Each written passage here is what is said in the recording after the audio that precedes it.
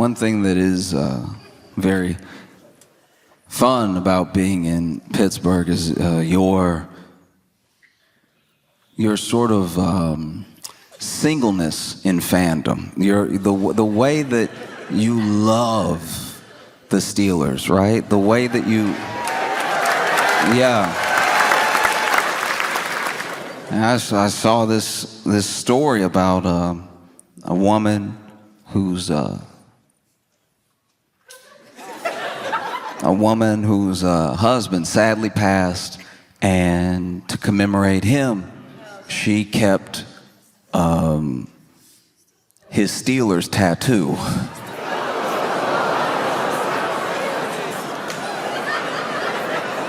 I'm glad we're on the same page.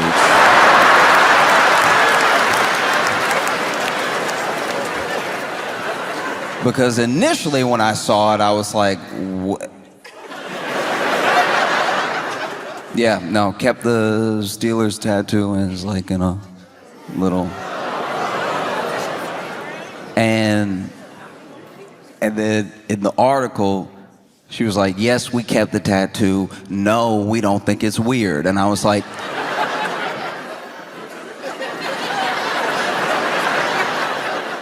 I figured you didn't think it was weird.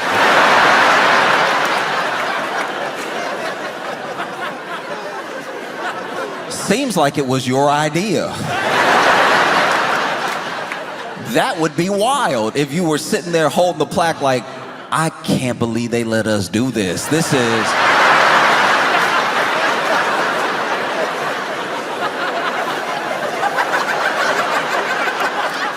little odd, right?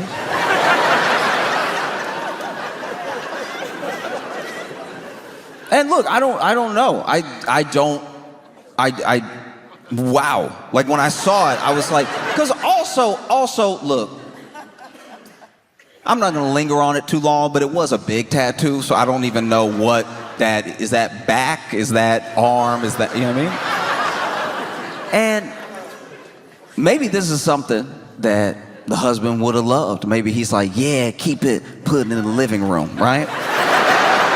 I don't know. I also don't know how hauntings work, but I imagine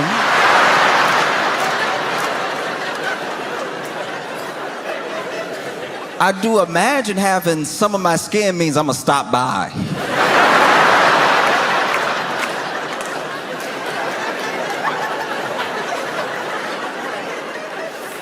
If anybody ever kept some of my neck, I think I'd be like, we have to have a discussion. Poltergeist or not, I'm coming over, we're talking about it.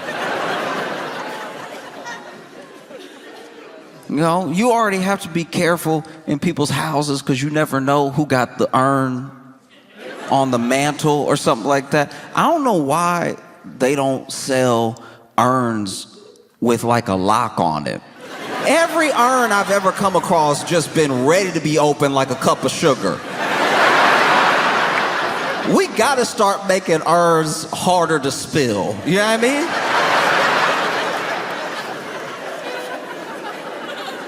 I've been in people's houses where they got, whether it's like a family member or the pet, they got the urn on like a mantle or a bookshelf, and I'm like, that's a little high. If it falls, they will be everywhere. And it does sort of, I don't know. It does taint the memory a little bit if this urn fall and now you gotta Dyson him up.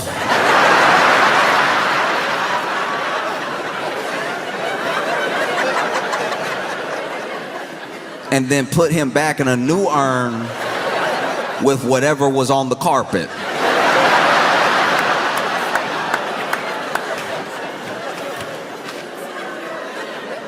Just something to think about, baby. Literally, just even McDonald's cups are harder to spill.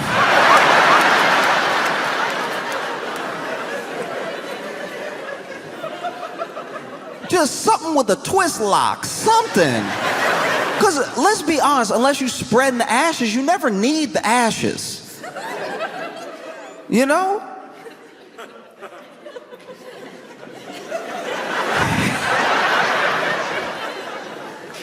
It's not like you hiding something in the ashes and then you're gonna open up the urn, pull out the Glock. Like that'd be a wild home invasion.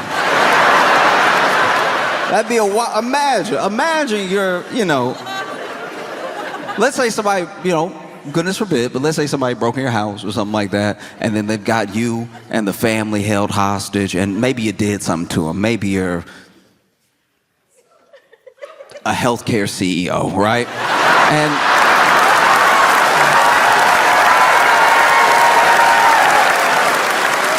And so then they got you tied up with your family and everything, and it's like, look, I'm sorry, all right? And they're like, sorry is not enough, you about to go. It's like, okay. All right, I get that, but okay, look. A long time ago, my wife passed, and I always said that, like, whenever I go, I'd like to go with her, and she's right there. Intruder gonna be like,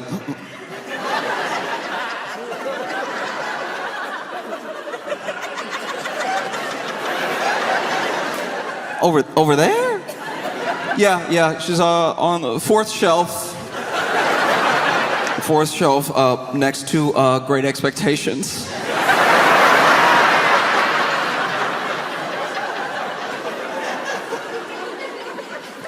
If I could just like hold her, I'll just, small kindness. Let me hold her while you bow. The intruder's like, okay, go ahead. Go get her.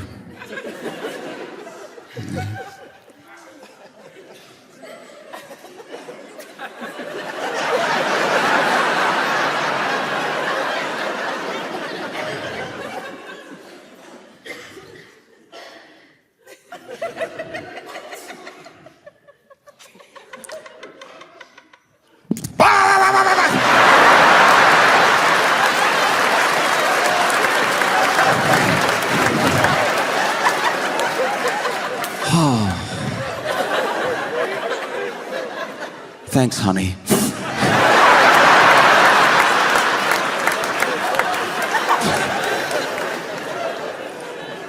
No, it's wild. Because now that mantle it's like in a frame. And I guess they're gonna put it on the wall.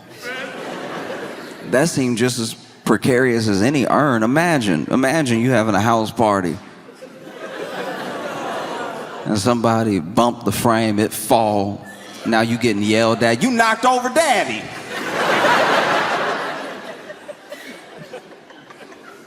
Everybody does things differently, and some people very differently. But once again, I don't know. I don't know if he would have loved this sort of thing, But it'd be crazy to think he might be looking down like, ugh.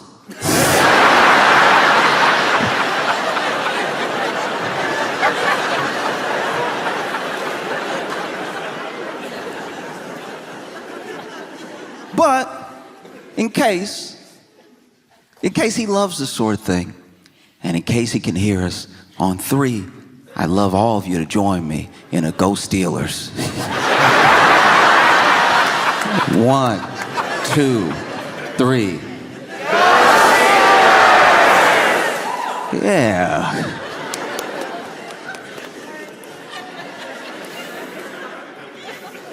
Hopefully that will stop me from being haunted.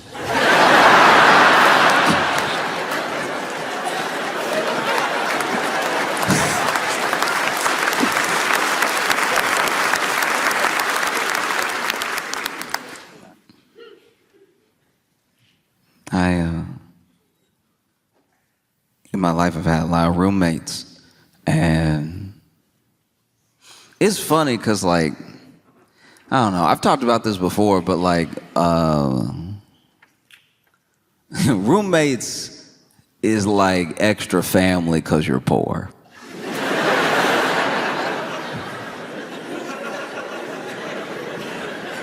You don't exactly bunk up with a stranger because things are going well. Every roommate I've ever had has been out of necessity. And you just gotta get used to it. But it's crazy because people, the way that people are roommates is usually a clue into how they lived before, like how they were raised potentially. Maybe they were raised to act differently than they're acting as roommates, and this is them out on their own for the first time, rebelling against all these rules they had at home when they were, younger. That's the most charitable way to put it. Like, I think mostly a lot of people are insane. And there's nothing like having like a messy or lunatic roommate, and then maybe you do become friends though. Maybe you're friends, maybe you're friendly. And then you go visit them at their house and you see that it's pretty much the same. This person is wild through and through. I had a roommate that,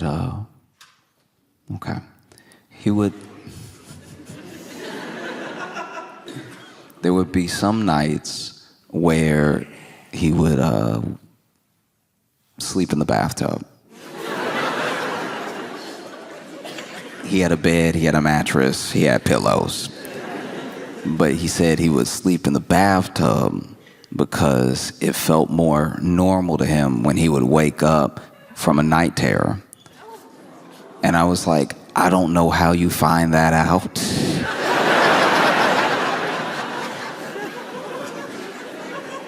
That means this man had night terrors and tried every room before he went tub.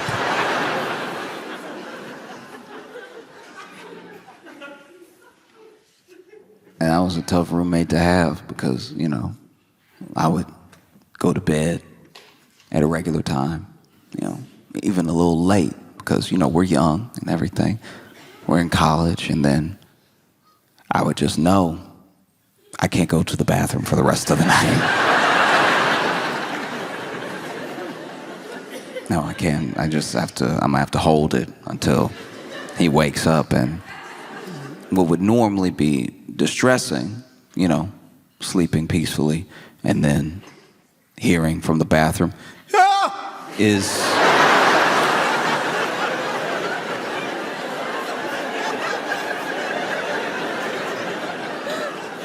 only made a relief, because then I know, okay, he's up, I can go.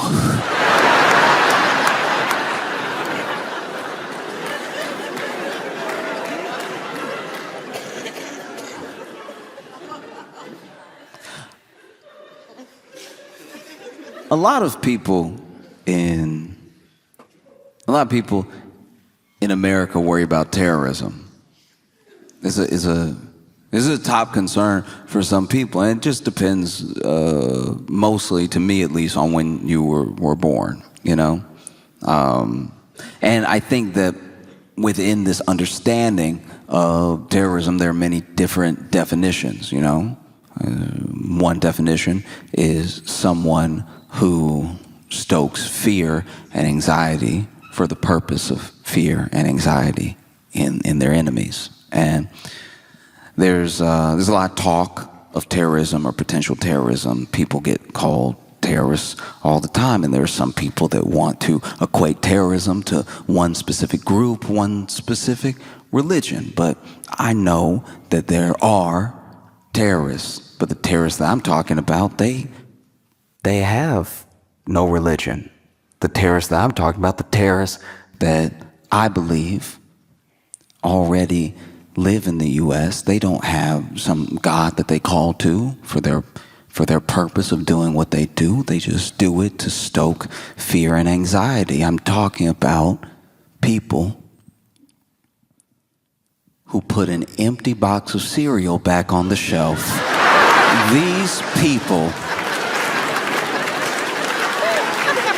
have no place in our society, all right? I had a roommate. Last straw for me was this man. I had bought some Cheerios, and I bought it for the group. We all eating out here. And so then I go to grab the Cheerios, and I'm excited, I'm hungry. And I go to grab the Cheerios, and there's a certain feeling. Anyone who's been a victim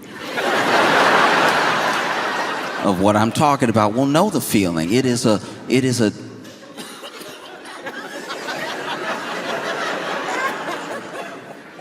weightlessness of despair.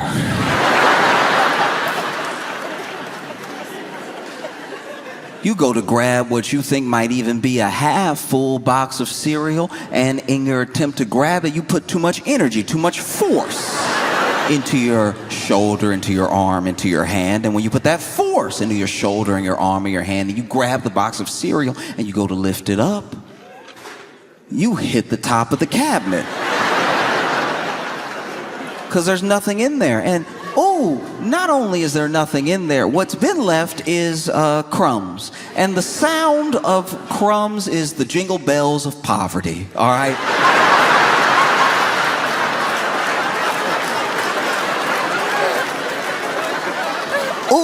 I've never felt poorer than when I hear crumbs. Hearing crumbs is right out of Oliver Twist. Crumbs is what Charles Dickinson wrote all his best work to.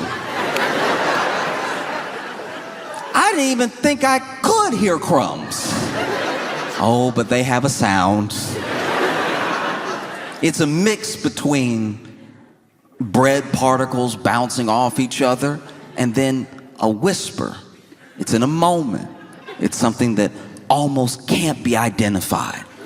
And it's the whisper of those crumbs, the same way that you could split atoms or you could collide particles and make an entire boom, a bang, a nuclear bomb, and a hydrogen bomb. The banging together of these bread particles makes one singular noise, and it is the universe telling you from a point of almost quantum physics, bouncing the particles off each other, that you're poor.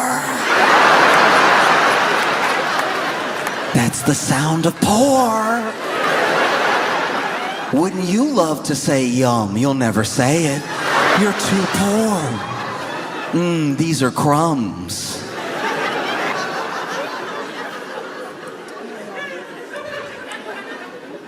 If you've ever, in your life, out of necessity, not out of deliciousness, had to pour crumbs into your mouth,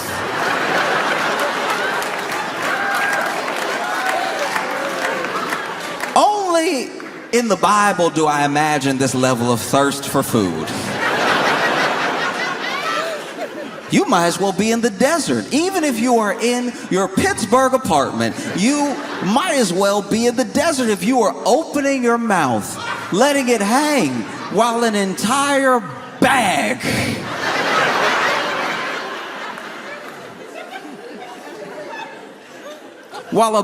of crumbs slides and floats to your mouth. Because the crumbs that are sliding into your mouth from this bag, they have no Christianity.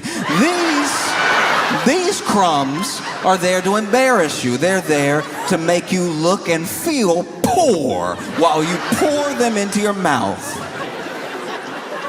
Maybe that's where we get the word poor from, and maybe that's where we get the other word poor from, because you have to pour these into your mouth while you feel like the poorest person that has ever lived. And the bag is stiff because it's that hard, semi-soft plastic that they only make cereal bags out of. And because of that, it's got a lot of ridges. it's got a lot of things that the crumbs can slide and get caught up on, you know? It's a lot like when you try to get water to a new place and the water is working its way through the canyon, but it doesn't know where to go yet. It's being pushed by the other water, and this gravity that's pulling down the crumbs to your mouth has the crumbs rushing at you from all angles. Even when you try to pinch the bag, to give yourself some dignity. You try to pinch it and straighten it up to make a funnel for your mouth, because this is all you have. Crumbs is all you have. Crumbs is your life. And so you make it as straight as possible. You slide it down. Only when you are making a paper plane do you have this level of intent as you straighten something out. You straighten it out as much as possible, and then you dip it into your mouth, and still the ridges find a way. Because the devil is busy. Oh, the devil is hard at work trying to make you look and feel poor, even if you're alone in the room. You pour the crumbs, they're rushing from all angles, skiing down the plastic to your mouth. But then something happens. You don't know if it's in the middle of the bag or it's at the very edge, because some bags, depending on what cereal you get, have smooth tops and some have ridged tops, okay? That's going to be important, because if it's a smooth top, the crumbs will slide out. If there's ridges right at the top, that means that the crumbs have one last giddy up before they get to your mouth. And so then not only do they giddy up, but you are looking for the food. You'd at least like to see what you're eating. And so you're looking down the bag, and the crumbs are like, we can go anywhere. We could go in your mouth, we could go up your nose, but we love to go in your eyes. And so then you're standing there with crumbs in your mouth and in your eyes and down your face and down your shirt, because as soon as they got in your eyes, they stung, because crumbs are sharp. You might as well juggle knives over your open eyes. You know what that feels like? To be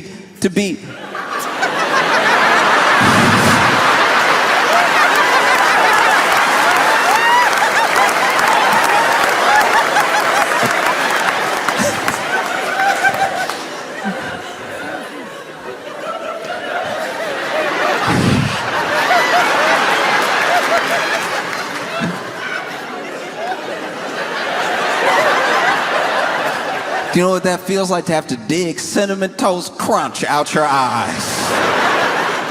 Every cereal sharp. Every cereal is sharp. And so I remember I was a victim of terrorism.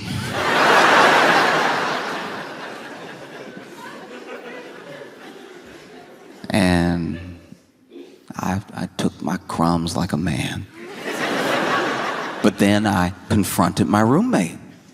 I said, hey. I know what you did. You know what you did. I don't know why you did it. I feel like I've been very respectful. I feel like we have a good rapport. I don't know why you would engage in such a vicious attack against my Saturday. And he was like, what? I was like, you know what? Because he did know what. Because without me saying anything else, he was like, look. I put it back, but there was some in there.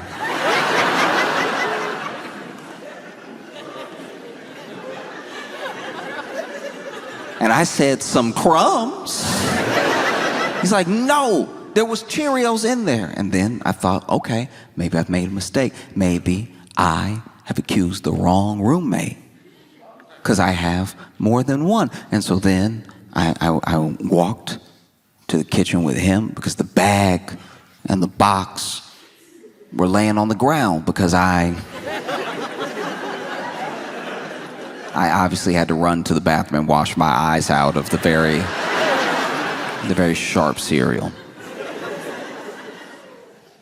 And at this time, first of all, I need to go back. This is the second time this had happened, all right?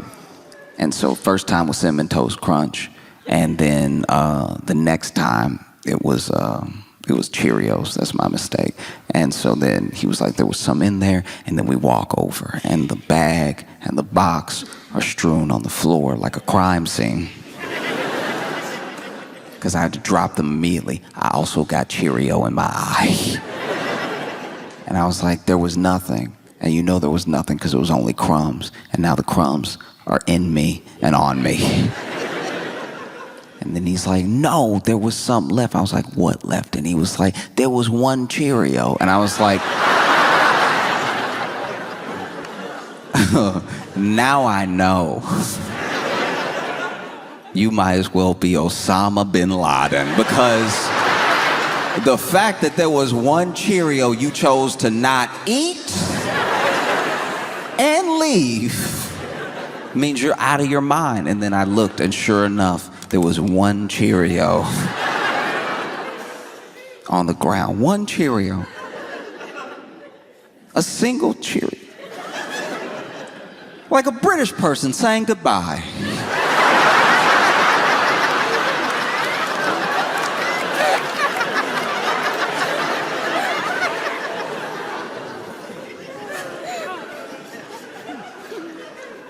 Obviously, I didn't kill him. I'm here with you now, but I thought about it.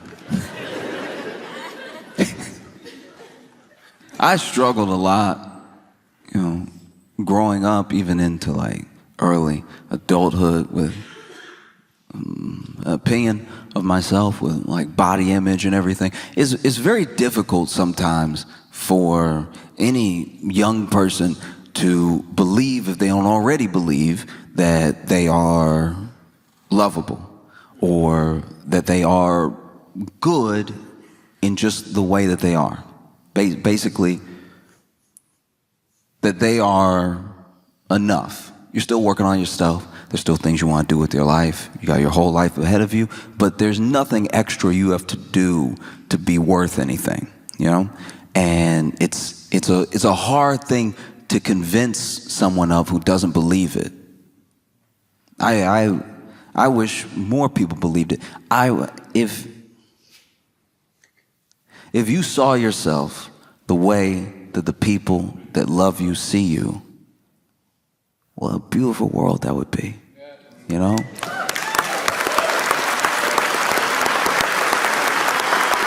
And it's not as if love isn't poured into and on these people, showered with praise when something goes right. Not everyone gets it, but even for the people that do, they still struggle with body image, they still struggle with confidence. And then for the people who should have people that they look up to, maybe not giving them any of that, either being indifferent to them or actively hurting their confidence. Sometimes even when you have those positive forces in your life, you still don't accept it in a way that would help boost your confidence. You're like, she loves me, but that's like my mom. She biased.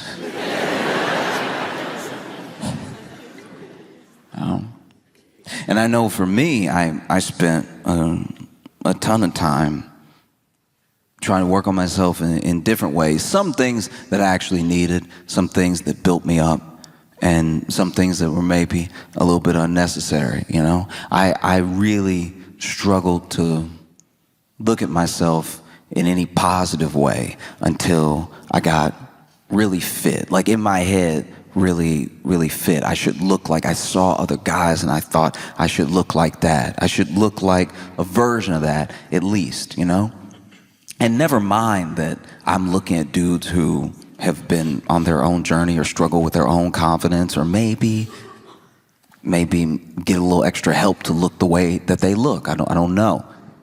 And I was never trying to be like insanely huge. I joke about being like ripped and real big, but honestly, I don't have the frame for it. Truly, I'm not tall enough to be wide. Yeah, no matter how big my shoulders got, I'd start to just be in the way. Like it looks good in the picture when you're flexing and you've got all the muscles and they're all defined and everything, but then practically in life, it does start to be a problem when you're trying to walk through a door.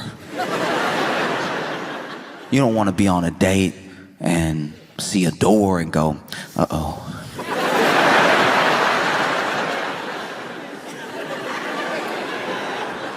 How do we handle this?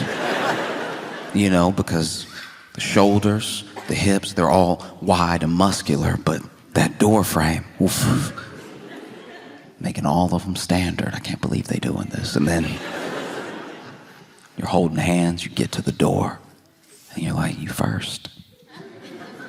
You look like you being a gentleman, you know. Please go ahead. And then she walks through the door with ease, and you now have to figure something out.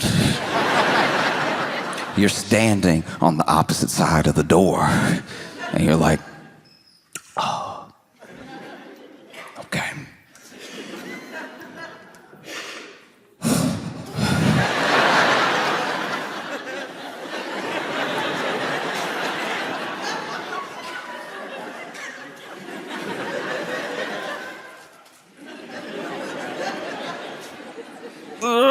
As soon as you strained, you let her know this isn't going to be the life for her. I never wanted to be huge. I just wanted to be very, very fit, you know? And I worked on it with some success, with less success. But even when I started to work out, I realized that wasn't really the issue. Now I was going to the gym, and I was eating as much as possible, and I was gaining a little bit of weight. Not much. And I was like fighting to keep looking this certain way. And I finally accepted that, like, even if I got there, maybe I wouldn't be happy. And I even discovered that through other people who I knew were there. People who I wanted to look like that were in my life, you know? And they still had all the same problems I did. And I would go to the gym and I'd see people packed in there fighting to look a certain way so they could feel a certain way. And there is a bit of a cheat code. You could try to work on feeling the way without having to fully change your entire body. You know, you don't have to earn loving yourself through like straining and potentially hurting yourself, you know? Like there's some things that there's some things that go and be lifted in therapy, you know? Like it's just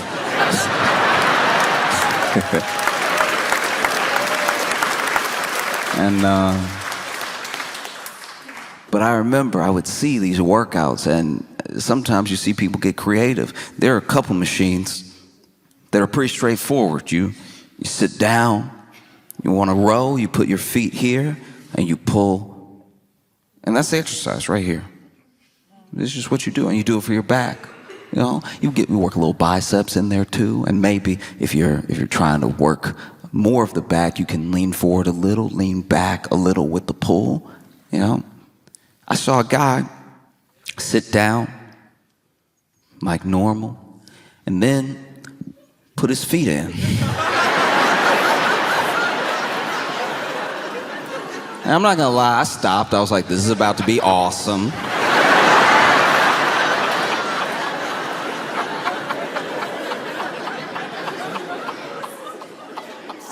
And this man, I don't know what muscle it works out. It seems like it just ruins your joints, but he went, oh!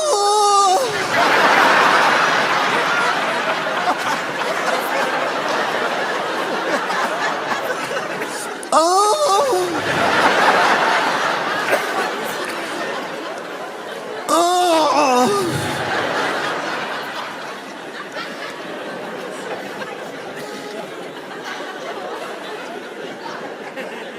Just make sure it's clear.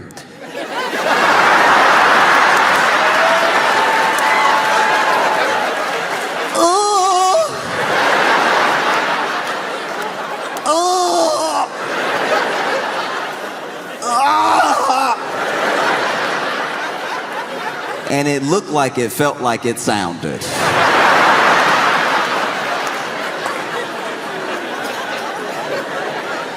This man did 8 sets of 10.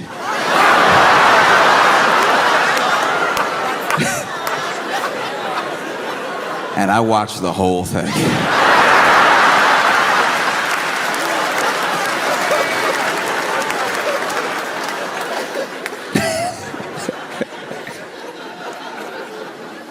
Oh, there was even a time where I went to the gym and, I was working out my legs differently.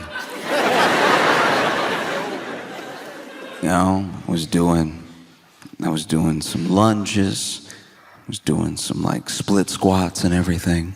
Not much weight, but just trying to make sure that I worked out my legs, because there are some people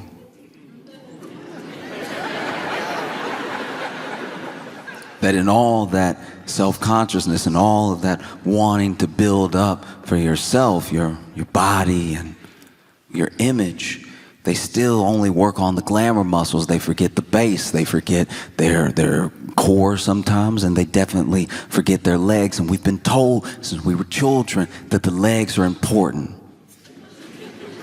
We've been told in many different ways. We've been told by PE teachers. We've been told by coaches. We've been told by parents. We've been told by cartoons. There's an entire cartoon dedicated to people who skip leg day. Johnny Bravo was trying to warn us for our entire childhood how important leg day is. That's not a structure you want. You don't want to have more hair than... So I was working out my legs, and so I'm packed into this gym with a bunch of other people, which is, look, it's very frustrating because this gym was unfortunately affordable. So a lot of people were in there, and I was one of them. And I was hopeful, sometimes they sell memberships all year and they're counting on people not to go. The way the gym structures are built out, it's so that you get all of these people here, but they're signed up, they don't actually show up. And so a gym is able to run fairly efficiently as long as like 1/10 of the people who are members show up at a time. If everybody showed up that was a member of the gym, if everybody started to really decide to work on themselves, it would look a lot like TSA.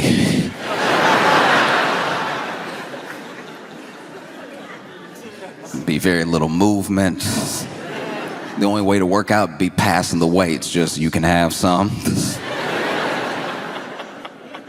And while I was in the gym, packed in there with everybody else, there was a fire alarm that went off and some smoke that we saw. And, I didn't see any fire, but 2 out of 3 signs isn't bad. And so there were only 2 exits, which in retrospect was a horrible thing. Like you could only get out through the elevator, which you're not going to take during a fire, or the stairs. And so people started clamoring for the stairs. And this is where the real fitness test began. Because there were some people that were out in a flash, but then there were other people who had been working out. So they used all their fire running strength on the treadmill. So now they see that the fire alarm is going off and there's smoke, and they hop off the treadmill and they're like, oh no.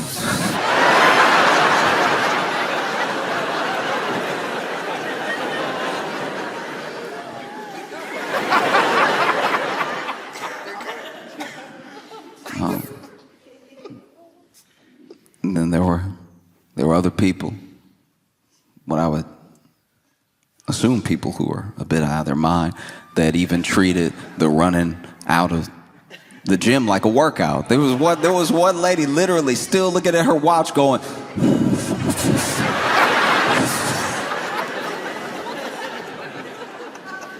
And then there was me, who had been doing leg day. I tried to make my way out as fast as I could, but honestly, if I could brag on myself for a second, I had gone pretty hard. You know, I had a PR and everything, and a PR is what you don't want to have when it's time to run. Because I put the weight down, I saw everybody running out, and I made my way for the exit, and I could not stop jiggling. Like every...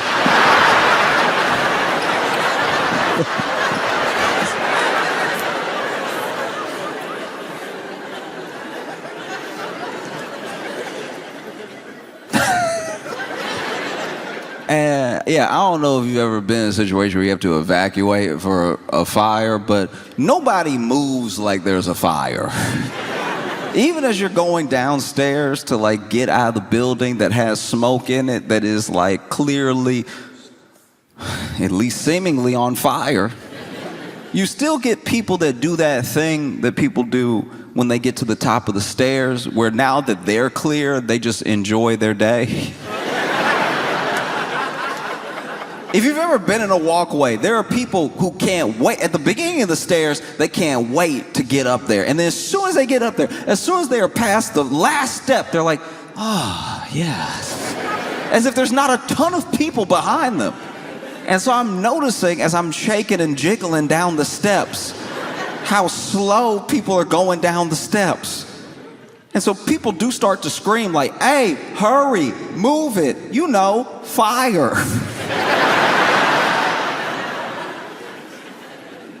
And then we get outside, and it was next to the door. One of the reasons everybody was slowing up was that same lady was out front near the door, just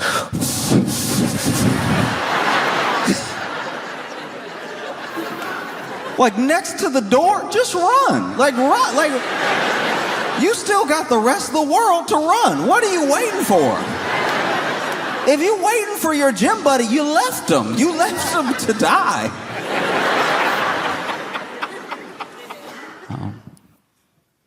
It's funny because I was watching the news and I saw this, can't really call it a debate, it was more of a screaming match. But it was on CNN. And on CNN, okay. Found the one person that works at CNN, and that's...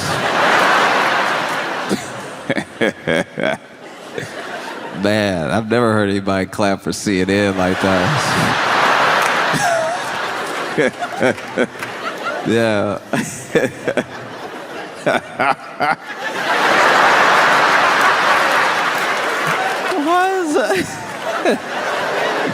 Now, to be fair, though, look. To be fair, we don't know where our friend is from, and CNN abroad is actually substantially better. Like, when you watch CNN and you're in like France or something, it is actually like engaging programming. That we really are the only ones that do CNN the way we do CNN.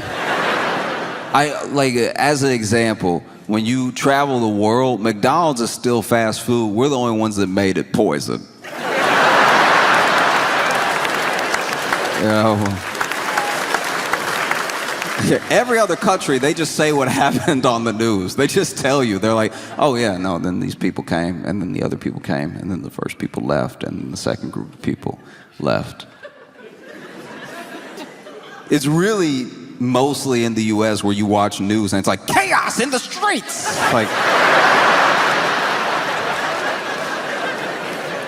Like every news segment is cutting a promo for a horror movie.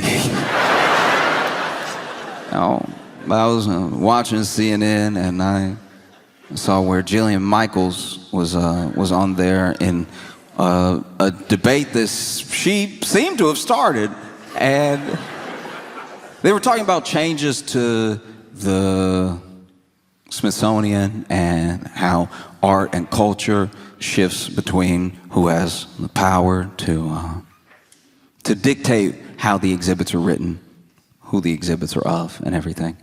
And Jillian Michaels was like, it's so unfair that slavery in this country only gets blamed on one race.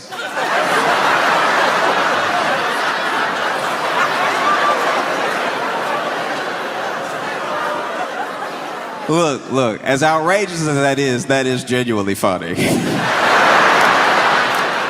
Like, look, I'm not gonna tell anybody how to feel, but if you heard the words I said, that Jillian said, and you immediately got angry, I would ask you to take a step back.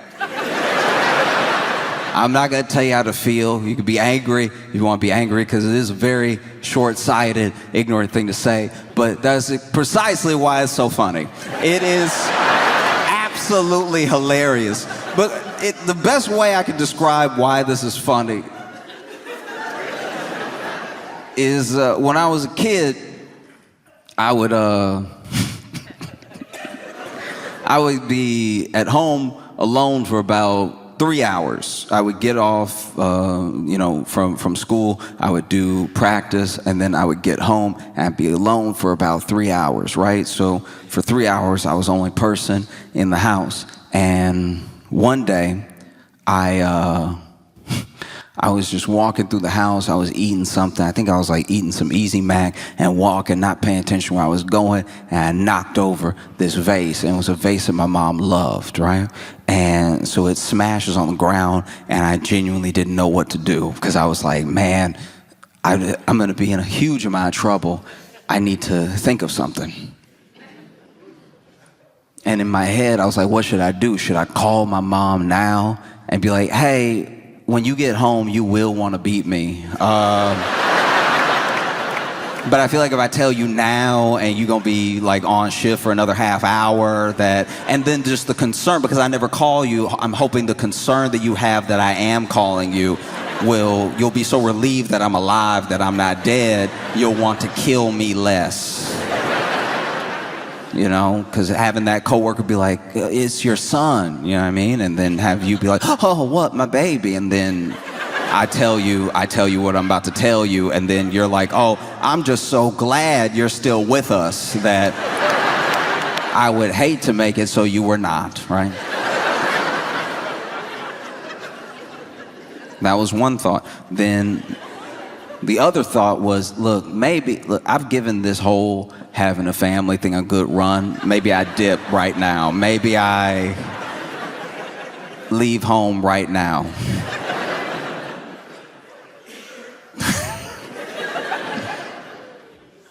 And then the third thing, which is what I did do, was nothing. I went to my room and played some video games for what felt like might be the last time in a long time.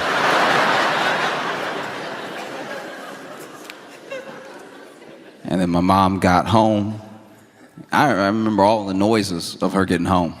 I remember the like screen door, and then the lock, and then the lock turning, and then the deadbolt turning, and then her walking in, the screen door shutting behind her, her shutting the door, her locking the door, and the deadbolt. Again, every footstep from the front door to the kitchen, because she missed it at first. And then every footstep after the kitchen back into the living room, where I heard my name. And not my name the way you know it, my full legal name. You know what they put on your death certificate or before a parent kills you? My full legal name. And then I walk in, and my mom is like, what happened? What is this? And then I said, oh, you just gonna blame it on me?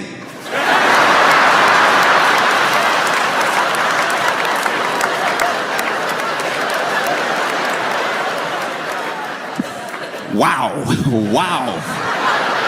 Maybe I was in there playing video games the entire time. Maybe somebody broke it, and left. Maybe I'm lucky to be alive right now. You're just gonna immediately blame me because I was the only one here. You're just gonna blame me because it looks like it was me. And that's kind of what Jillian Michaels was doing with the whole, like...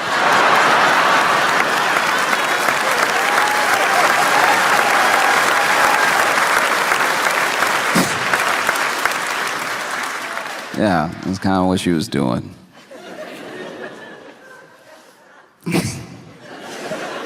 Can't believe you would just blame it on one race of people.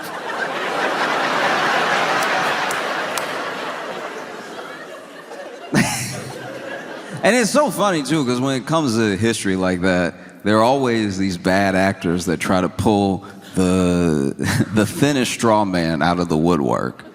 You know? There'll always be that person. There was a guy, I don't actually remember his name, and this is before slavery in the U.S. was more based on race and before more people were shipped to the U.S. There was a dude that I've read about that apparently was of African descent, and he came over and he had about 2 or 3 slaves. And one of those slaves was seemingly of the Caucasian persuasion. And whether this thing is true or a myth, I've heard it my entire life when referencing slavery, that there was one black guy who had a white slave. And I'm like, look, even if that's true, that's not what it's known for.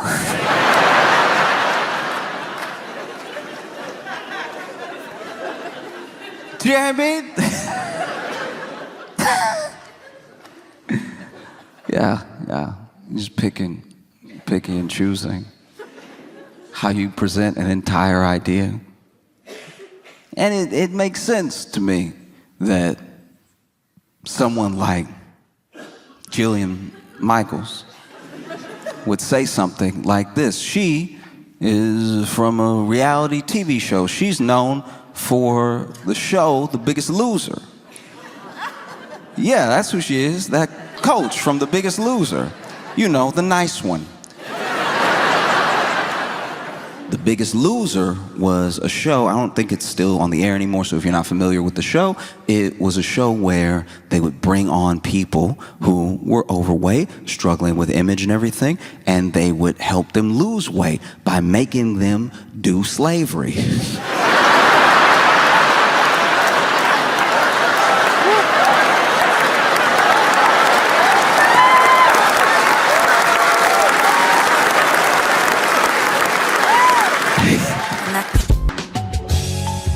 Welcome to Josh Johnson Show. I'm Josh Johnson, joined by my co-host, fellow stand comedian Logan Nielsen. Logan, how you doing, buddy? I am doing well, man. How are you? I'm doing all right. So much has happened. Okay, so much has happened. You've also started every episode with that lately. You got a lot going on this last month. This last month has been a lot. A lot to experience. So Sally and I ordered food today. Mm-hmm. And I won't say where the restaurant is in case this isn't the restaurant's fault because we're still investigating. DoorDash itself is investigating, and then I'm holding my own investigation where I'm calling the restaurant at different times to make sure. I'm holding my own investigation. This is how people like really lose their minds. Like when anytime you, no matter how vindicated you might be or how justified you feel, if you start your own investigation into anything, you've probably already lost your mind. Yeah, no. Even if you end up being proved right, you do still have the shame of having to take all the yarn off the wall. Mm-hmm. You know, you have to take down all the safety pins. Yep. Still, you being like, "Whew, I got into this deep, huh?" Ooh. You have to take down the clippings from where you were wrong. Like, yeah. You know, those clippings that just had nothing to do with anything. And you were just like, well, in Italy, the tomatoes are going bad. And it's like, okay, well, now That's true. Every conspiracy theorist who does that, and if they are proved right, they have to go like, yeah, this whole branch over here, though, I was a bit off. I was a bit off on this over here. I did make a mistake. I am embarrassed about these strings over here. I'm a bit embarrassed about, but Robert Redford had nothing to do with it. I really went at him. I was going to take down Sundance and all of it. He had nothing to do with this at all, and it's all over here. Okay. Turns out Orson Welles has not been alive for quite some time. That's something, and honestly, you do just a tertiary search, you will find that. It's one of the first thing that comes up is his date of death, and I really, man, couldn't see the forest through the trees, but yeah, because he looks so much like the guy from Stranger Things with the beard. I just thought they were the same person. Yeah. So then I just kept digging. But either way, I was right, and the moon is filled with pudding. So despite that stuff, I was right. We were missing the big picture. I was right. And so I've been holding my own investigation. Anyway,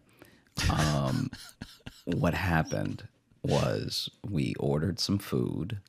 And you know how it's all the same company, even though they use different names? I'm pretty sure like DoorDash, Caviar, all those places are like the same thing now. Yeah, they're all like bought owned each by other. the exact same. Yeah. Yeah.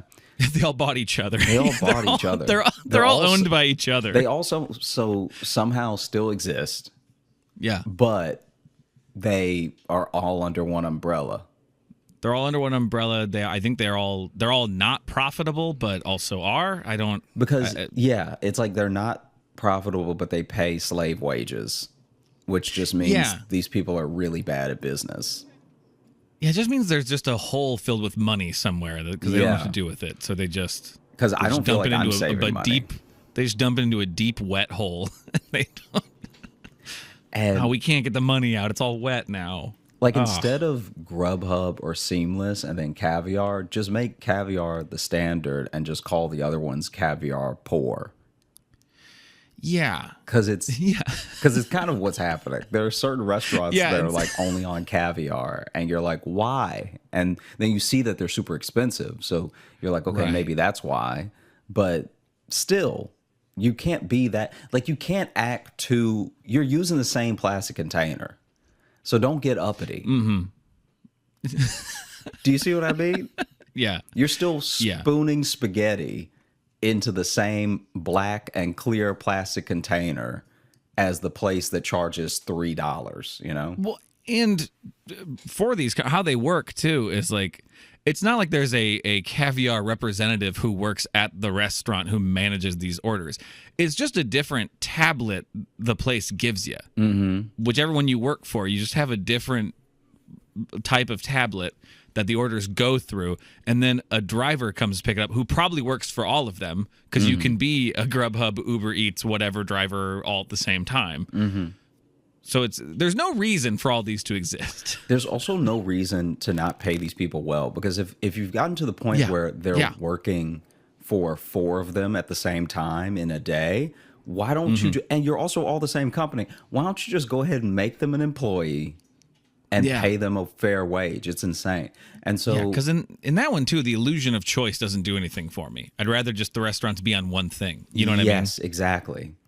So but anyway, your investigation, sorry. I said all this to say that we ordered some food. I won't say the restaurant. Pull your mic a little closer to your mouth. Oh, okay. We ordered some food. I will not say the restaurant, just in case. It's not their fault. But when our food came... And if they're listening, and they'll come for you. This would be how we get death threats. This would be we accidentally start a feud with a very violent restaurant. Yeah, I'd hate for something to happen to you. I'd hate for you to slip in some mac and cheese and never walk. So what ends up happening is that we order, and then the food gets there, and there's no buzz, right? There's no buzz or anything. The app is how we realize it's there. They're just in the house. Yeah, right. That would have honestly been better, because then someone would have been able to explain what happened. So, and also talk about service. Yeah. You picked the lock? You just knew. Don't worry about it. Here it is. And so it's already on plates for you. Then they drop it off. They're nowhere to be found. So then Sally goes down, and she comes back up to to the apartment, and she's like, you'll never believe it. And I'm like, what? Because in my head, I'm like, did we get something extra? Did we not get all our food? You know what happened? And she just lifts it up. She's like, they gave it to us in a garbage bag.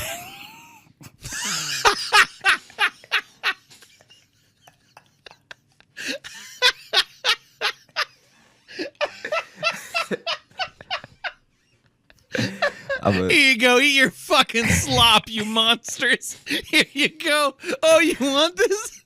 I'm you want sending this you the little picture piggy? right I brought now. it right to your door. Here it is. I'm sending you the picture. Oh no.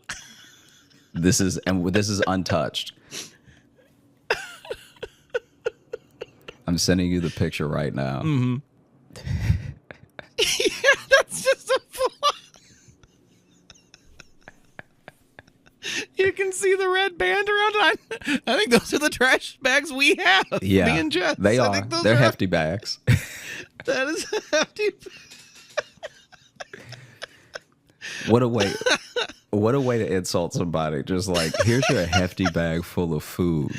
Yeah, here you go. Here's your trash. Imagine someone just delivering it in a trough. That would have actually been less insane. Just an open bucket, And- and everything's mixed up in it.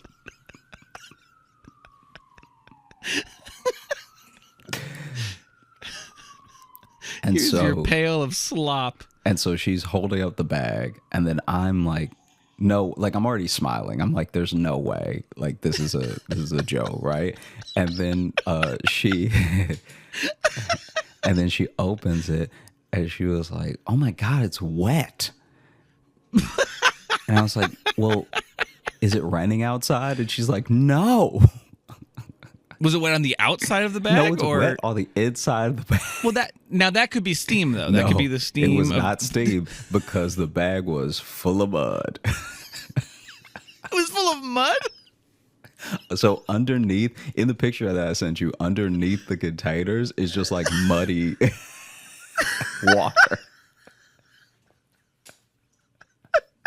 So unless they grab their fresh trash bag with their cleanest dirt in it, and then the food started to sweat, With their cleanest dirt in it. unless that's what happened, I was just delivered the actual trash. They This sent seems the like it was trash like to my house. It seems like they wrote it over, but it was like just hanging from the back of their bike. Like they just tied it onto the back. They wanted to do the like little motorcycle effect, so they just had one of the lips of the plastic in the spoke. Yeah. Yeah. And we You don't gotta- know. We don't know. There's so many scenarios where this could have happened. Yeah. No, Because- this does need to be a full investigation. Let's get into it. Because either the restaurant is the culprit, and they were like, Right. we're done. Okay. We're done with you. We're done with Yeah. your hunger. You know? Right. And we're done with your food. So everyone today is going to know how we feel. All right? And then this poor, seamless driver shows up, and they're like, take this bag. And he's like, not to deliver, right? You want me to throw this around the back, right? And they're like, no, that's the food. We want you to give it to them in person. And then These when are bad people. when they open the door, I want you to spit in their face, okay? And then he's such a good person that's why he couldn't do it. He couldn't spit in our face. He doesn't know us. So that's why And he couldn't even just buzz. left it. He just left it. He just left it and was like, I don't want to be a part of this, but I need my job, right? Yep. Yeah. That's scenario one. Okay. Scenario two, they gave the driver their regular bag with the food in it, and he was like, no, this is my last day. All right. And since there's no HR to call to yell at, I don't have enough coworkers to quit in front of, I'm just going to do it as a terrorist all day. I'm just going to. Well, see, or alternate to that same scenario, but not so much out of spite. They were like, we have the food ready, but we just realized we're out of bags. Do you have one? And he goes, yes. Let me go look in my trunk. Yes, let me go back home. Oh, here it is. And grab my trash bag that I've already started using. Here, I've had this in the trunk of my car. I had some wet shoes in it. Will that be okay? And they were like, sure, it's leaving. We don't care. It's your problem now. Yeah. Bye. Now, scenario 3 is much like your alternate scenario where the restaurant did not give him any bag. And so then he wanted to give us a bag because he was like, even though I'm delivering it to the location where they will no longer need a bag, maybe they'll need a bag. Maybe they're ordering this just to bring it over to a friend. So then they'll need something to carry it with. And they probably don't have bags in their home because who does that, you know? So let me bring them a bag, even if it is a bit dirty. Scenario 4. Okay. The devil himself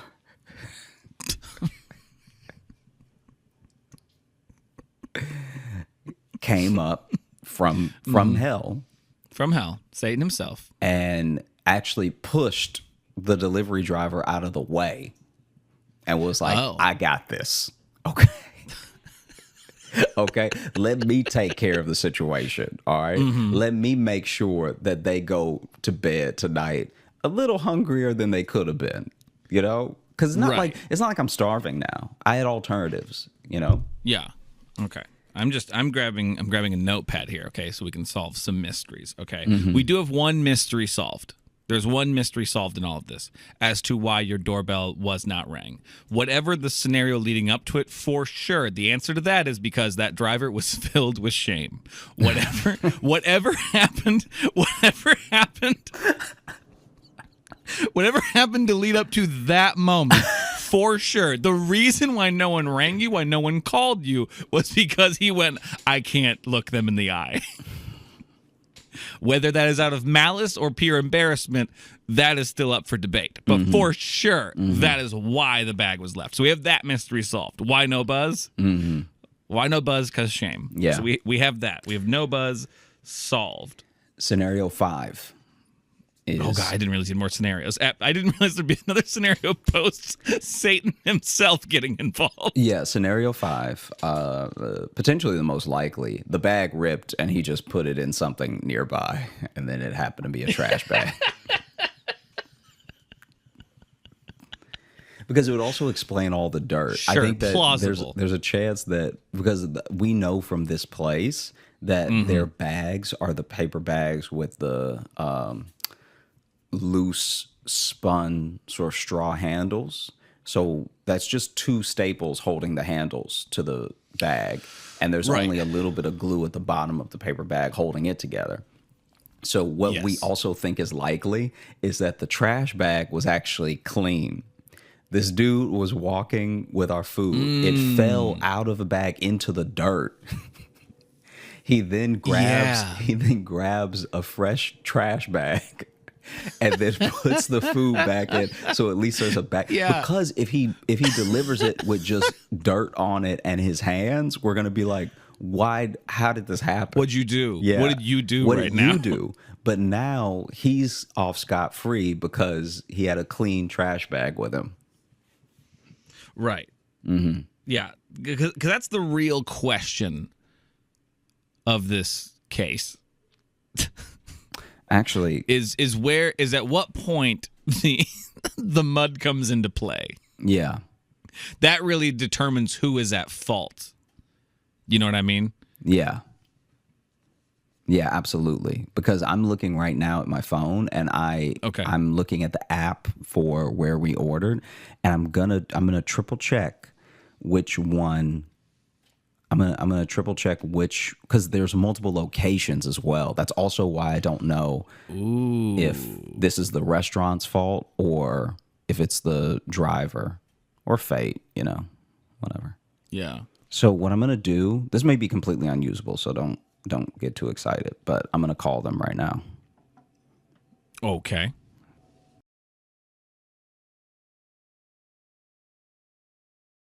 You may have to bleep out the name of the restaurant. Sure.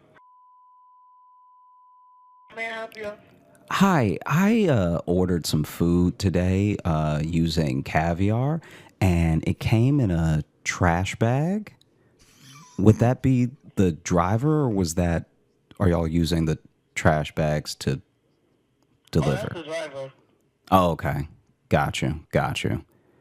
Okay. Well, thank you. I appreciate it. Okay, no problem. Enjoy your day, though. Have a great night. You too. Hi. I think it's solved. Well, no, here I will say he blamed it on the driver awful quick. That be the driver.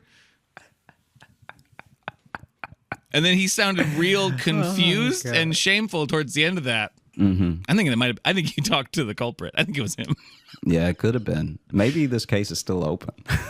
I think the case is still open. I don't know. This isn't even what I wanted to talk to you about today. It just happened. Just like Oh, really? Like right before? dude, yeah. Like I didn't even there was a thing that I don't think I've ever told you about because I told Sally for the first time.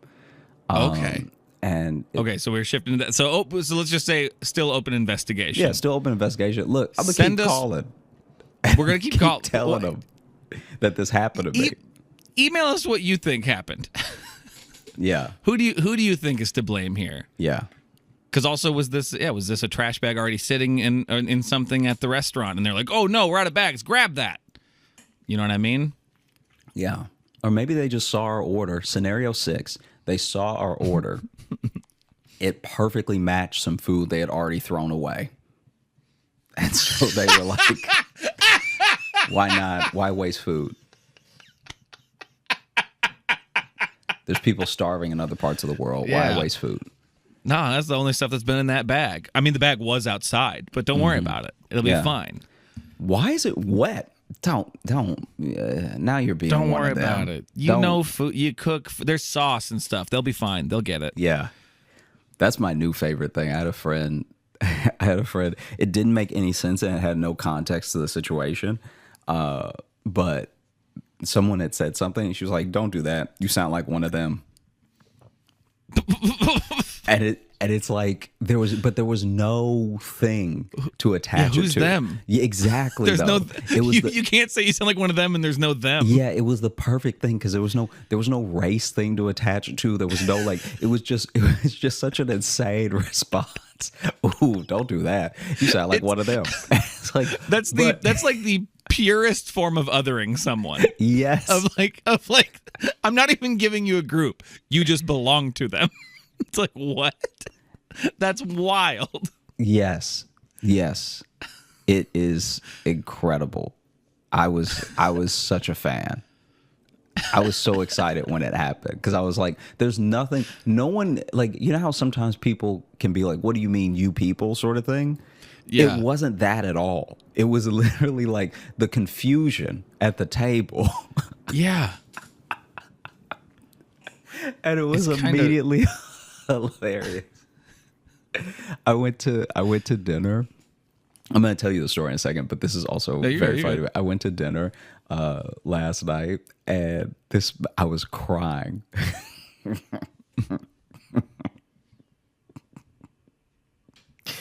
I was out with friends, and one of my friends, his phone had died, but the bill came, and he was like, "What's the rate? Because I'm in cash. I do have my card, but I can just Venmo you. I can just Venmo you when my phone comes back on." And then our other friend was like, "Ooh, that doesn't sound good. You sound real poor right now." And he's like, "I'm talking about the battery, not the plan, okay?" And she's like, "Still though, you shouldn't say it like that. Ooh, I got pains when you said it to me like that." And he's like, "Well, do you want to put all my card?" She's like, "No, it doesn't sound like it'll go through on your card." All right. No, you gotta get your life in order. He's like, my phone just died. And she was like, so then maybe clear your phone is poor. Okay, your phone is too poor for life. Yeah. And so it died. Your phone didn't even want to be a part of this conversation. You talking about you gonna Venmo people after you've left the area. The most trustworthy type of Venmo. He's like, The one that's not in front of me. the way that my man said, the battery, not the plan. Talking about things you gotta do when your phone's back on. It's like that's the most oof. Listen, I'll Venmo you once I get some more minutes. It's about to be the end of the month. Once it rolls over, I'll be able to send you that. With that Venmo. Because here's the thing: when I was in high school and college, I was very broke, and so I had a phone with minutes. And for anyone we all have listening phones to with this minutes podcast, back then, I think, right? Or not everybody. No. okay, I did too. I guess. I mean, I didn't know there was another way. No. The way I didn't know we had it limited back is then. the way that people with money have always done it. That's true. That is a Just good so point. you know. Yeah. We were out you used here to be able to call minutes. and you could call a number to find out how many minutes you had, which would take like a minute. So you'd lose a minute checking your minutes. Also, the thing that really made me bad, and it evened out if the text was long enough, I guess, but every text message cost, and then you had to accept the deduction in minutes to read it. So then every text costs 30 seconds. It costs half a minute. So then, is that what it cost? Yeah. So then people would text you K, and it would cost half a minute. It didn't even take a second to read. My eyes recognized. I didn't even do any reading. My eyes recognized a letter, and I knew what it meant. Right. But yeah, to explain to our our younger listeners, back when I know every now and then we get kind of like back when phones were new, but we do get that way sometimes. But you used to have to literally. You had an allotted amount of phone time, not given to you by a parent or a guardian who said, this is all you're allowed because I don't trust you. The phone gave you this. The phone company would give you an allotted amount of time. And if you went over, if you had a plan that allowed you to go over, that overage charge was usually wild. Also, your own money was your own money was your dad. Like, because if you had plenty of money, you either had a phone plan or you could buy so many minutes that you didn't think about it. Yeah, this is where the beginning of like burner phones were, because you could just buy a phone with a set amount of time on it, and then when you were done with it, you could just throw it away. Yeah, that's why those became popular. You could buy them in a 7-Eleven, use it for a couple hours, throw it away. When I was in high school, or maybe I was even in junior high, the first kid I knew to get a cell phone got a cell phone with minutes on it. And I don't know if his parents bought it, if he bought it with summer money from his summer job, whatever. But either way, he bought the phone and bought 300 hours on it. Jeez. So this dude had 300 hours on the phone just ready to go. And he called me on my home phone. This dude called me to call me poor.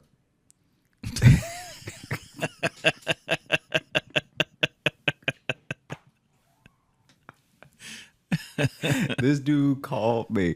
This dude called my home phone. He called my house phone. Man, 300 hours of phone, dude. It's like, by the time he used all that, phones had changed. This dude called me and asked me if I was hungry. Jesus.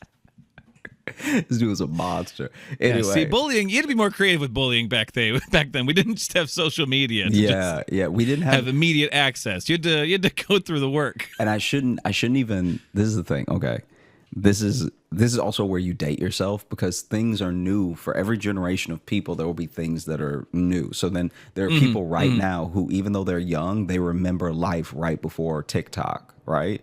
TikTok's only been around for a little while.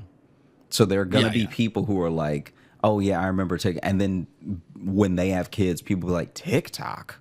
What is that? Yeah. You know what I mean? Yeah. Oh, for sure. And That's how the students I work with are. They're like, what? You're on TikTok? I'm like, guys, it's been around for like 3 years and I'm old. You don't want me on it. Also, like, we sound old because we remember life before everyone had just had a cell phone on them, right? Yeah. But it makes me... But we remember before the internet. So that makes us sound 1,000 to probably kids now. And like, because the idea of a supermarket is like still relatively, when you look at the world and you look at how we ship food and like all the processes around keeping food good until people can purchase it and stuff, that's all relatively new. So then if you're old enough, you remember a time where you had to live off of what grew near you and that's all you got. Maybe if Yeah. you traveled, or maybe if someone brought something back, you could have something that wasn't from where you were. And it's just so Right. funny because it's like I think about my granddad. My granddad is so old, he probably remembers before apples.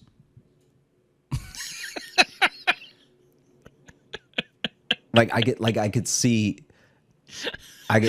people my granddad's age being like, I remember, because we even really eat apples like that. Because think about it, like it was Yeah. specifically where you were, and Yeah, it's what you who had, was- what grew near. exactly. Yeah. So it's like there are people who probably had their first apple thinking they could just peel it like an orange, be like, it's not coming off. I don't know, just hand slipping on it. Man, a hard ass tomato. Mm-hmm. Gross. Anyway, what was the thing you were gonna tell me Oh, okay. before we went back to our olden days of minutes on phones Yeah. in the old country? The thing I was going to tell you was when I was little, I would play soccer, and we've talked about this, like how I was not good. Star and all stuff athlete, like you were that. great at Yeah. everything. Oh, that's right. It was the other way. Sorry. Wow. What an attack. So then when I was little, I was playing this scrimmage game. So not one of the ones that counted. We're not even in our jerseys or anything, our little uniforms. And this is like horrific. So basically, it was like a practice day, right? And so Right. we're all out on the field, and we're young. We're like, I was maybe 6 or something. Okay. So like a lot of us aren't even coordinated. Like if you can kick the ball straight, you're the best player on this team. Yeah. And so You're Beckham if you're. You don't even have to bend it. You're footing it like Beckham. every time a kid, I remember this specifically, anytime a kid lofted, first of all, almost all of our like lofting kicks were by accident. Anytime a kid could make the ball just fly up in the air for any distance and by any height, we were amazed. We were like, we would celebrate that like it was a goal. So we were not a winning team. And so As you're cheering, the other kid just goes by you with the ball. we're lifting up Scores the behind kid you. who did it. Oh my God. It went so high and the wrong way. So then this is such chaos. And like even when I remembered it and I was talking to Sally about it, a part of me was like, I don't know if I should tell it on the podcast yet, because I'm trying to remember everything that happened. And then 2, I don't think people will like identify with me the way that I need them to. Most stories I tell on this podcast, I don't care about the perception. I'm just telling you my side of what happened. And this is yeah. the first time I was like truly upset by something like that. What's up? Okay. I was like upset by how you handled it. No, or I was upset by what happened to the point where I think Okay. I genuinely blocked it out because Oh, good. So we're getting into repressed memories. That's where we've gotten well, no, it's just like on the show. I don't even remember what brought it up, but I was telling Sally about it. Anyway. Okay. So okay. So then I'm so curious. By the way, now that's a very intriguing intro. we're all like uncoordinated 7-year-olds, right?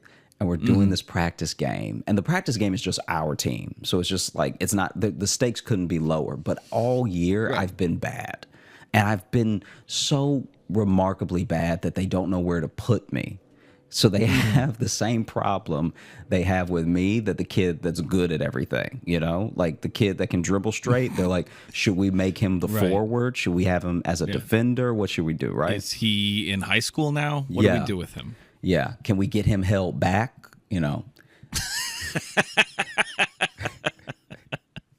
We either got to hold him back or we got to launch him forward. Yeah. Yeah. Somebody just like throws his dad some money under the table to like mess up his homework for him. We got to keep him to teach the other kids. Yeah. So anyway, in the game, this kid had brought his dog, right? And the dog has been asleep for almost all of practice, just chilling, right? And it's like it's a fairly big dog. And but it's still like, it's not like an old dog, but it's like puppy age. I can't remember what the breed was, but it was like medium size to say it was a puppy, you know? Okay. And been sleeping, been a good dog the whole time. Anyway, this is also a time where you got to think about how you're coaching kids who don't understand real plays. You're just trying to get them to do their position. Yeah. And to stay in a general sense of where they're supposed to play. Yeah, you're kind of going with a zone situation, because especially at that age, and in America especially, a kid's knowledge of soccer is going to be, hey, kick the ball. Yeah.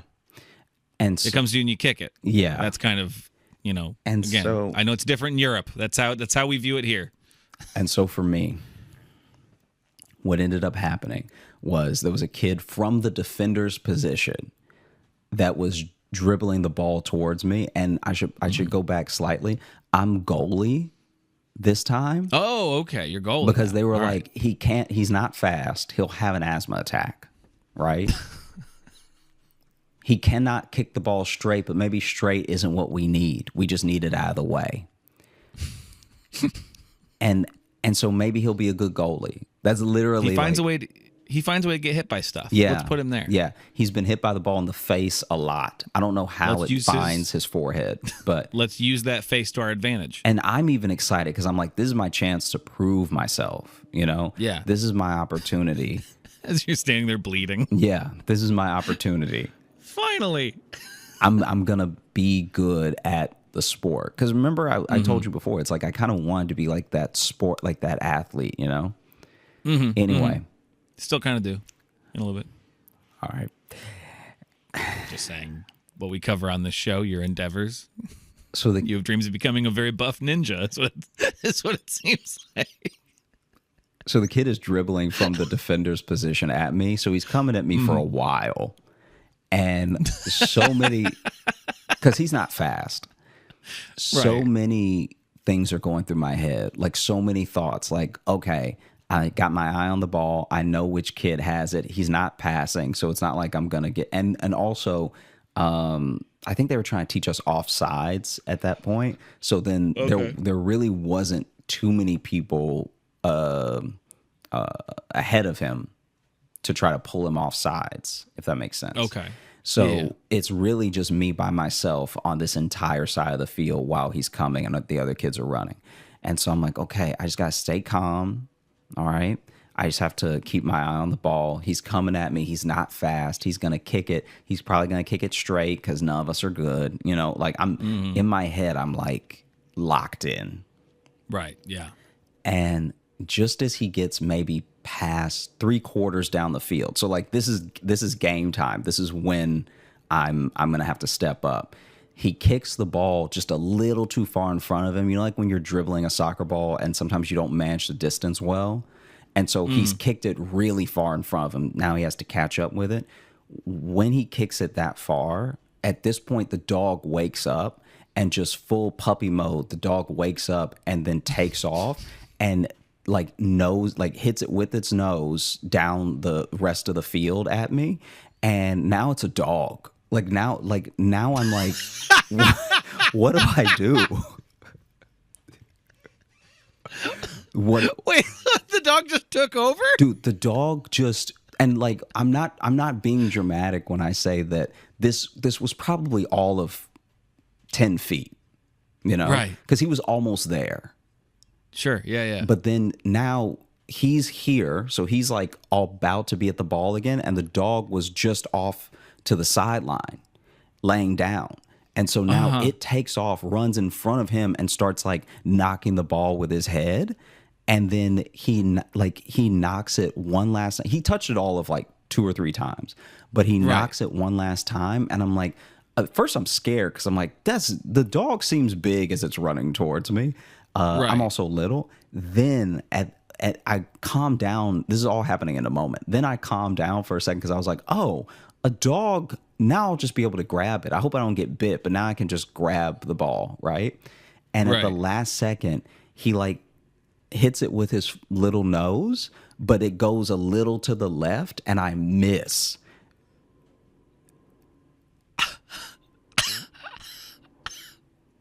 And so technically the dog scored on me. And people are like people are like screaming. They're like, oh, it's like such a funny, and the kids run up to the dog and they're like, and the dog's excited and he's like hopping and stuff like that. They pick the dogs up on his shoulders. And Dude, they carry him off the field. it was like a full, like kind of like an Air Bud situation, except there was no stakes, you know? It was one. Well, it was 100% Air Bud situation. I think they even did a soccer one with Air Bud. And we always celebrate Air Bud, but we always forget the kid that he scored on. Oh, that yeah. just really wanted to have his own moment. Yeah. No, Air Bud gave full competing teams just mass depression. Like I don't think I was so upset. I was genuinely, I was like so hurt because I played it back in my head a bunch of times because I was like, there's no way I missed that.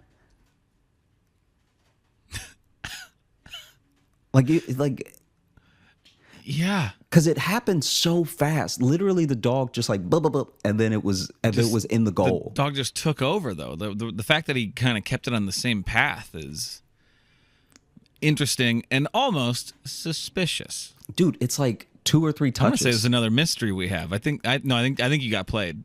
This dog has been trained. This is a He's circus the dog. ringer. This is not my fault. This is a circus This dog. is a genuine Air Bud scenario. And it's like, look, I don't think in a million years the dog could do it again because he wasn't even trying to. Like the dog was He's got trying to play excited with and the just ball. went for the ball. He wasn't trying Yeah. to score, but he was so close to the goal by the second time he touched it. And it's like I was already not good. Yeah. You don't have to. Now, but I'm gonna make you feel better though, What? because frankly, I'm just saying, because soccer, football in other countries, is a game of feet, and dogs got 4. You know, so technically, I was able to use my hands. We both had 4 appendages at play. I'm just saying. He's actually, you know, he's over equipped. We both had 4 limbs to work with, and No, I mean, no. Listen, it's embarrassing, and you should be embarrassed. But I'm it's also like trying to make it. the worst part is that it's like not even enough people were there. For it to even be like a really cool thing, like to be like a you know, It was like like we said, this is pre-phones we established, so this wasn't like a viral moment, but could have been a socially viral moment. it was like 8 kids playing, Yeah, so this is just your pain. and not every parent was there. So this doesn't even get to be like a fun, like, oh my God, did you see that moment? It's just one kid being embarrassed because a dog scored on I'm him. pretty sure my mom had to run an errand. Like, I mean, I'm glad my mom didn't see it, but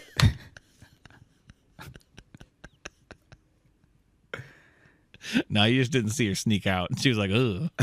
ooh, I'm gonna come back at 5 because Come back after all the other kids have already left before I pick him up. yeah. Wow. So what made you think of this? Because you said you're not even sure if you remembered it fully. If you blocked it, what brought it I out? don't know. Sally and I were just talking, and then I think I maybe had a moment or something. Did you start? Did you start shaking and? Just decided to be vulnerable, you know.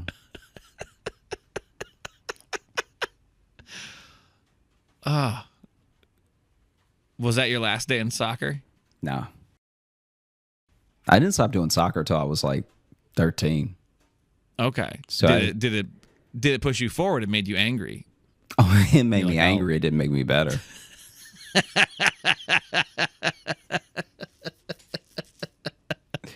Yeah. Wow. Yeah, no, it was bad. Yeah. Well, you know, I can say that is a unique thing. I've never been scored on by an animal, I don't think. So that's a unique experience. You got that going for you. Mm-hmm. Yeah. Okay. Well, it sounds like you're having a day Yeah. Yeah. with muddy food and sports drama. Just like the next time you watch one of those movies, just think about the kid. Think about the other teams that feel terrible. Think about the teams that Airbud beat. Think about the spirits that he crushed. There's nothing in the rules that says a dog can't play basketball, but there's also nothing in the rules that say I can't feel bad about it. It honestly, if I'm being real with you, it was bullying.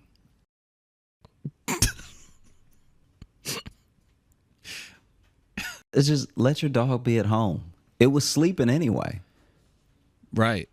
Keep your dog, get your dog off the grass. You know what I'm saying?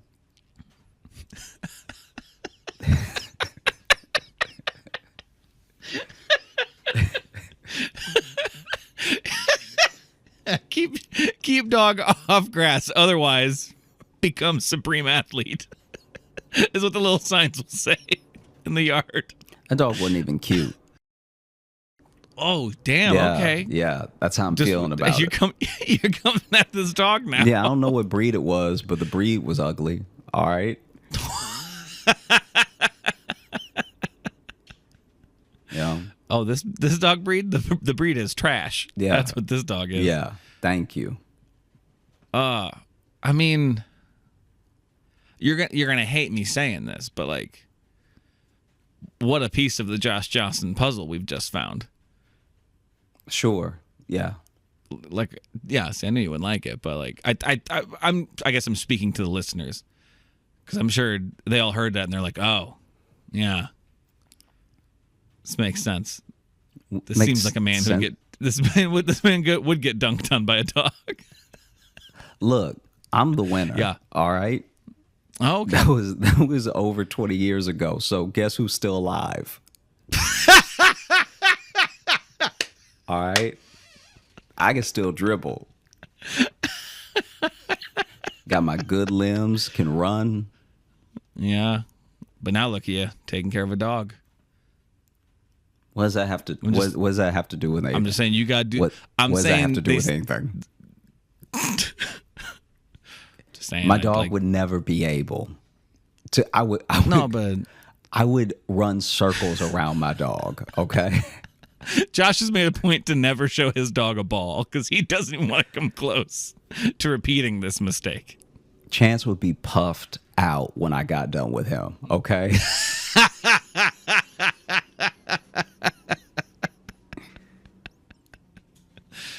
Oh goodness. Mm-hmm. How does it make you feel to relive that memory, to have it back? I mean, it's fine. When I think about Okay. where I am in life and when I think about that dog isn't in life,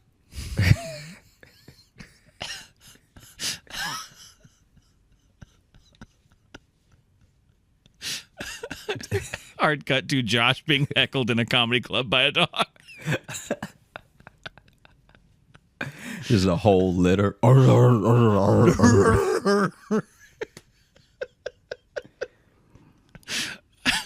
did a show a couple years ago at like a brewery, and it was like one of those places they allow dogs to come into, and there was like so few people in the audience that there was literally almost equal to the amount of people and dogs in the place.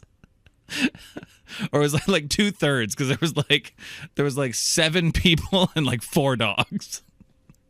And I'm like, this audience is damn near mostly dog at this point. That's a strange place to be. And I think one did bark. So I think I did get heckled by a dog. So there, I have that over you. Yep.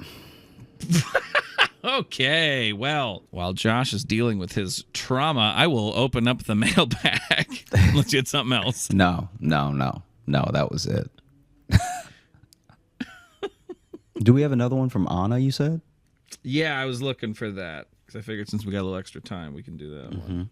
Thank y'all so much for writing in. We appreciate you. We have so much fun with these. We look forward to them every week. Anytime y'all send them in, we're happy. So thank you again. There it is. Scrolled past it a bunch of times. All right. But yes, we do have an update from Anna. Okay, real quick. Let's try to recap the story thus far. This is an ongoing chain of emails. Okay. So this started with her going on a date with the guy, Who was a foot Who ended pervert. a real toe fiend. not only was he really in defeat, but slid under the table to remove her shoe and smell it, and was like, "Oh yeah, that's good. Oh, that's foot. That's foot." And then I believe that tickled her foot, so she kicked him in the head. I think in the face, maybe. In the face, kicked him in the face, which I believe also knocked over something on the table and fell on the table Made next a big to them. production of the fall. Yes, yeah, and then something was spilled on her, right? I believe something got spilled on her. Maybe something was spilled on her from his fall. While he was, or was it he was underneath, so a server tripped over him because he was on the ground getting them good feet smells. He made it worse. Whatever happened. Whatever happened, he made it worse. Yeah. And then the other server like kicked him out or whatever, or helped like just end the situation, like helped her clean up whatever got spilled on her. So she went on a date with him, and she ended up on a date with him where then he revealed that he's really into like BDSM stuff. He asked, "Oh, are you a gray?" And she was, at first she didn't understand it. Then she realized. I believe, I don't know, and I also don't know if we clarified. We found out later that applies to 50 Shades of Grey, or we might have read an email something that like explained that. But when he said like, "Oh, you're a gray," that was going to 50. Already, this is so much backstory. Yeah. So if this is your first episode listening, we've caught you up as best as possible. Yeah, and the cliffhanger, because she always leaves us on cliffhangers, and very tantalizing ones. I believe the last thing was after he was talking about being into BDSM and stuff like that. Then the foot fetish guy was outside the window and said, "I found you." That's. And this is where we had our little debate of just like, are we getting played? Mm-hmm. But either way, we're having a fun time with the story, so I kind of don't care. Yeah, I want to see it through to the end, even if none of these people ever lived. Even if Anna is not real.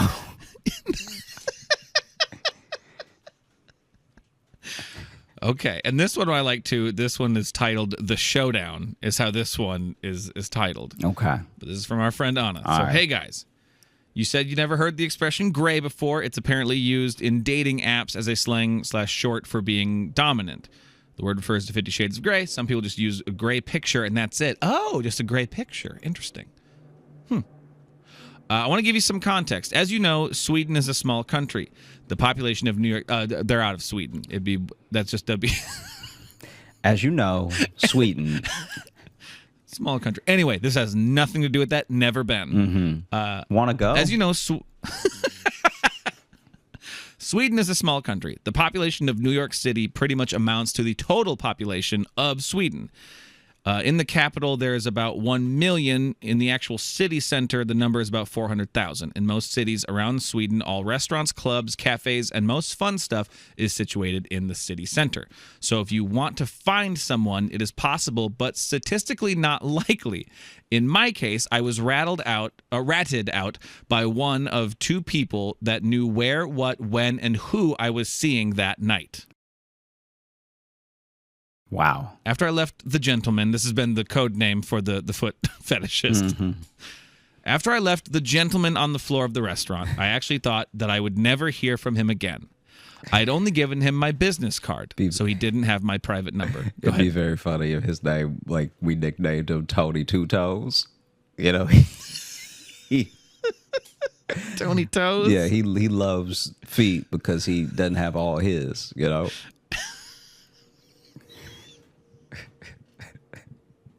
You want what you can't have. You go ahead, keep reading. That's my bad. I liked it. I don't think.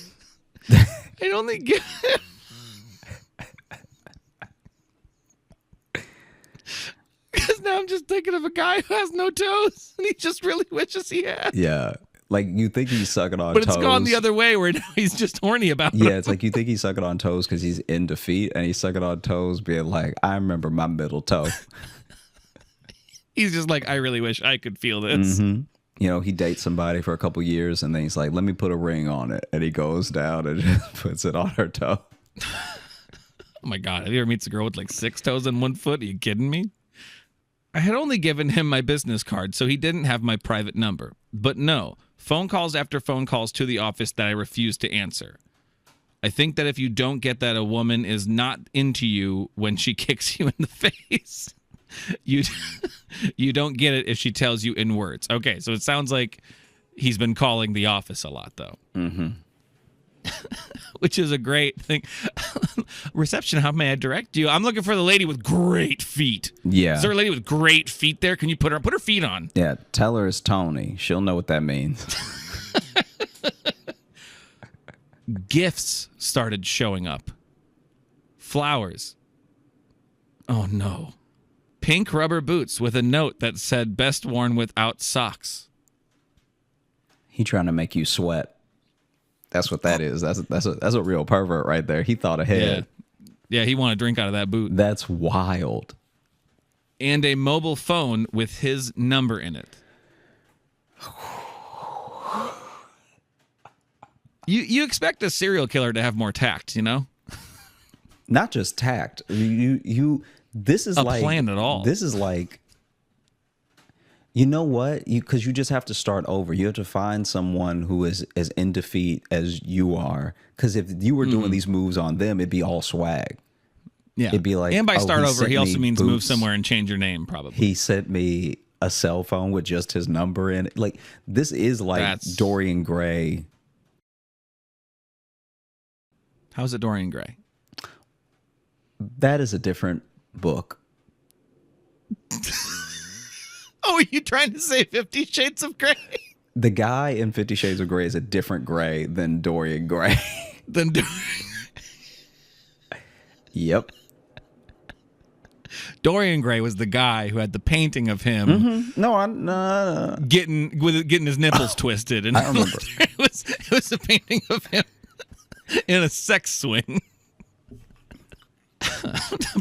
Boy, okay. He sends the boots, a phone with his number in it, but not an apology for being, well, let's say disrespectful. I gave it all to the receptionist and asked her not to accept any gifts on my behalf and to send them back. She protested and said, but he is so rich and he is cute. Why don't you go on a date? Oh, this lady's going to make a great victim one day. I wasn't in the mood for telling her the story, so I replied, we did, but it turns out we are not a good match, and I think you and I have a different kind of checklist when it comes to men.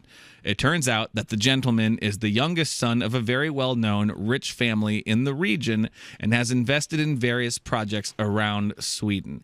He showed up at work events, but I'll skip that part of the story of weird interactions at those events. The gifts stopped showing up, and I was relieved that the gentleman was gone. So I thought, this is a novel, I think. This is also, it's like, okay, not only is it a novel, but it's all like just plausible enough.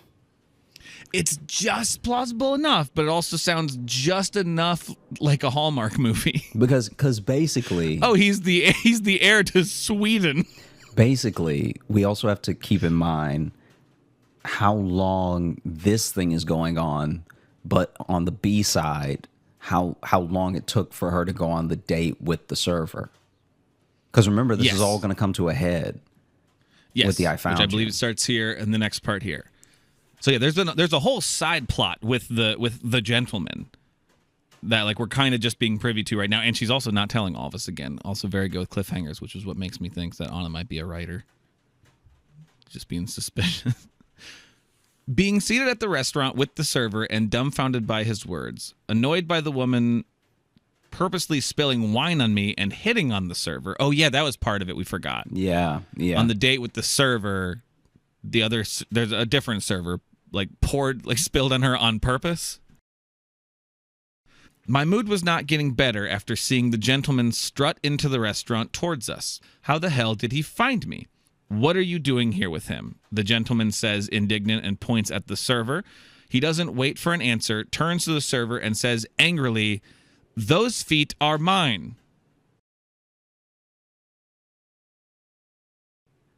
Remember that the gentleman is not low key. Oh, no shit. The restaurant quiets down and someone whispers, did he just say feet? He's so fucked. Followed by some giggles and chuckles. The server folds his arms and looks at me expectantly. I'm now fantasizing of how I drop kick the gentleman, but of course I don't do it. Oh, well, why stop now? You've already kicked someone on a date. Yeah. You kicked him. That's right. You've already kicked this man. I see the gentleman's mouth moving, but I'm not listening. How did you find me? No answer. I was not holding back at all. I'll refrain from using the same words here. Through my teeth, told him that I'm not an object and can't be bought. I won't allow him to treat me disrespectfully any way he wants, whenever he wants, and especially sniffing my shoes in restaurants. I'm not laughing at the sentiment, but closing a sentence like that is funny. People around us laughed, and someone made a puking sound, and someone booed. The girl in the group of university students cheered me on, "You go, girl," and fiddled with her phone. I glanced at the server and noticed that his eyes were glazed. I finished it off with, "I'm not interested in you whatsoever and never will be, so leave me the fuck alone and get lost. But, you kept the gifts, so I thought, we had a thing." It turns out that the receptionist had kept the gifts for herself and had led the gentleman on to believe that I kept them, and to redeem herself to the gentleman, she had told him about my whereabouts.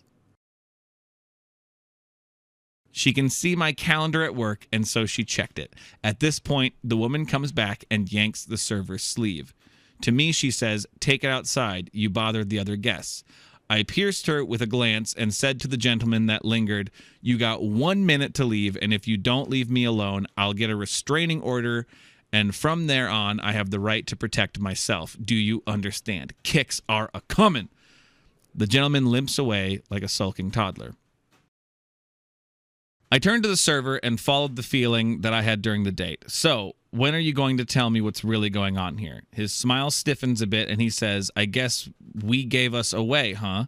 The server pulls the woman towards his side with the arm around her waist. He winks at me and continues, "We have checked you out and we agreed that we want you to be our dominatrix." People gasped and started mumbling. I noticed that some of the uni students were filming and giggling. "We, as in dating?" I asked, wanted no misunderstanding. "We, as in common law wife. Yeah." The disappointment of being kind of played by the server and this woman, the lingering anger from the showdown with the gentleman made it hard to collect myself. Knowing that the server and the woman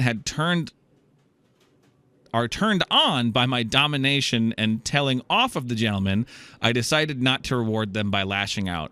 So I did my best to compose myself, and as cold as ice, I said, "Well, thank you for clarifying that. You have the right to live the way you want, but I'm one man at a time kind of woman, so thanks, but no thanks." Well, technically, there was only going to be one man. Yeah. Not to split hairs here. "I wish you the best in all you do. I'll take my leave now. Have a nice evening." I grabbed my purse and left, and as I did, I heard the server and his woman blame each other for me not agreeing to their proposal. It took some time for me to let it go and laugh about it all, and I somewhat do have trust issues.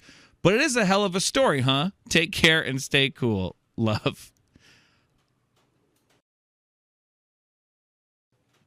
Huh.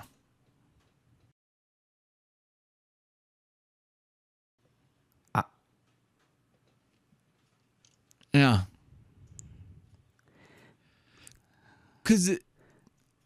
But All I can say is I hope it never happens again.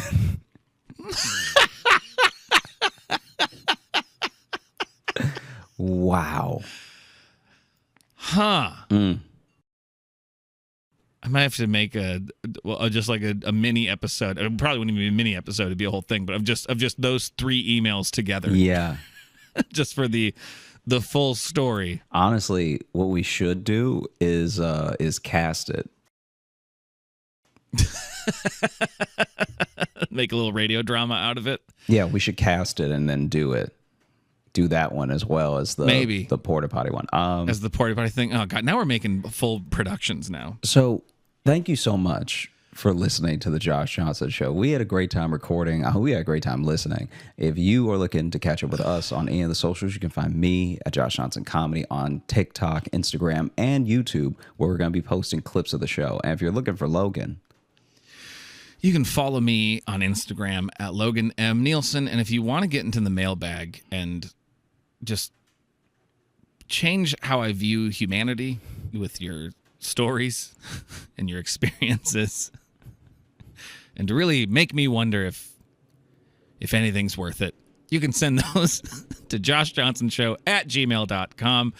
You can also leave us a 5-star review on Apple Podcasts because we read those in the mailbag as well. And if you're looking for bonus nonsense from us, such as bonus podcasts and videos and replays of our virtual live shows, you can get those patreon.com/Josh Johnson Show. We have a bunch of different tiers. And speaking of virtual live shows, we have one coming up. I believe it is November 27th. I believe that is the date. That last Sunday, it is November 27th, 6 p.m. Eastern Time. We'll be doing another virtual show. So tickets will be in the episode bio underneath and in our social media bios and all that jazz. You should come join us. We always have a great time. I showed a bunch of haunted dolls in the last one, so who knows what could happen. It's a big crazy time. a lot can happen.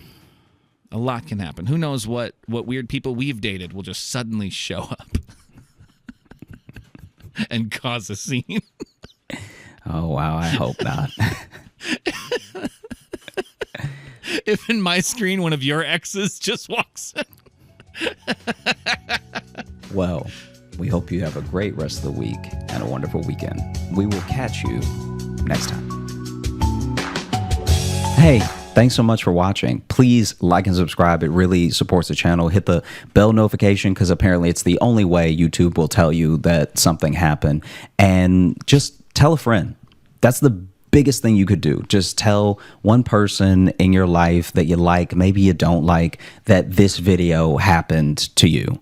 We release the podcast every Thursday on all the podcast apps, so you should find us there and subscribe on those and comment and leave reviews and whatever on all of them. And also, if you want bonus stuff, you can join our Patreon, patreon.com/Josh Johnson Show. We have bonus podcasts and videos and stuff there, and we'd love to see you